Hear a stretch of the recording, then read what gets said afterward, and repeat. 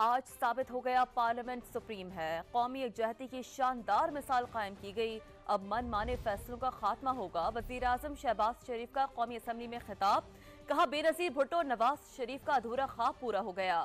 پاکستان کا مستقبل مضبوط اور محفوظ ہوگا۔ ارکان نے آزادانہ ووٹ ڈالے، کوئی لوٹا ووٹ نہیں پڑا۔ کاش پی ٹی آئی بھی ساتھ آتی تو بہت اچھا ہوتا۔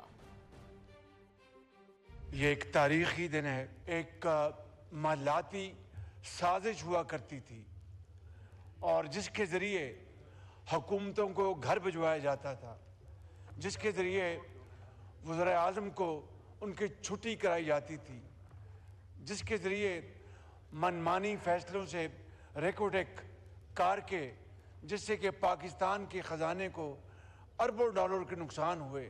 اس ترمیم کے ذریعے نہ صرف انصاف کا حصول آسان ہوگا، عام آدمی کو انتظار نہیں کرنا پڑے گا۔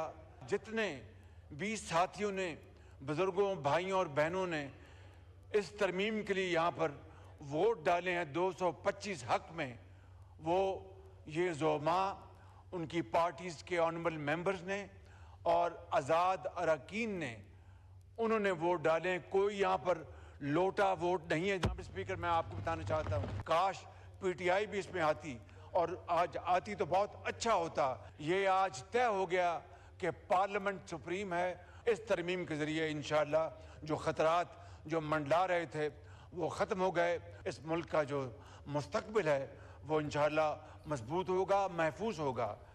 آئینی ترمیم کے لیے مولانا فضل الرحمان کا کردار تاریخ میں یاد رکھا جائے گا۔ عدالت کی تاریخ کسی سے ڈھکی چھپی نہیں ہے۔ بلاول بھٹو زرداری نے افتخار محمد چودھری والی عدلیہ کو کالا سانپ قرار دے دیا۔ بولے اس کالے سانپ نے کئی وزرائے اعظم کو فارغ کیا۔ یہ عدالت ہی تھی جس کی اجازت پر پرویز مشرف نے راج کیا اور وردی میں صدارتی الیکشن لڑا۔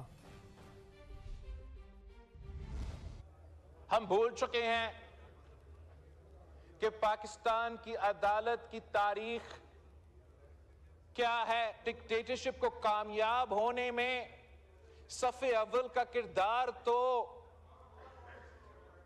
ہمارا عدالت کا رہا ہے۔ قائد عوام شہید ذوالفقار علی بھٹو کو اس عدالت نے تخت دار پہ لٹکا دیا۔ جنرل ضیاء الحق کو اس عدالت نے اجازت دی کہ آئین میں ترمیم کرے۔ 2-3 جج بیٹھ کے شہید محترمہ بینظیر بھٹو کی پہلی حکومت کو ختم کر دیتے۔ جنرل پرویز مشرف نے اس ملک پہ راج کیا تو ان کو اجازت اس عدالت نے دی۔ وہ یونیفارم میں صدر کا الیکشن لڑا تو وہ بھی اجازت اس عدالت نے دی۔ انہوں نے اپنا اختیار ایک کے بعد ایک وزیر اعظم کو فارغ کرنے میں استعمال کیے ہیں۔ ہمارے اپوزیشن کے دوست کالا سانپ کی بات کر رہے ہیں۔ میری نظر میں اس پارلیمان کے لیے، اس آئین کے لیے، اس جمہوریت کے لیے جو کالا سانپ، جو دانت رکھنے والا زہر والا کالا سانپ جو اس پورا پارلیمان کے ارد گرد گھوم رہا ہے، اس پارلیمان پہ حملہ کرتے آ رہا ہے، جس نے ایک نہیں، میں گن نہیں سکتا ہوں کہ کتنے وزراء اعظم کو فارغ کروایا، افتخار چودھری والا عدالت ہے۔ پوری دنیا میں ایسے مثال نہیں ملتا کہ جج کو لگائے اور جج کو ہٹائے۔ یہ پاور ہم ان سے چھین رہے ہیں، انہوں نے یہ پاور ہم سے چھینا جناب اسپیکر، اور وہ بھی زبردستی۔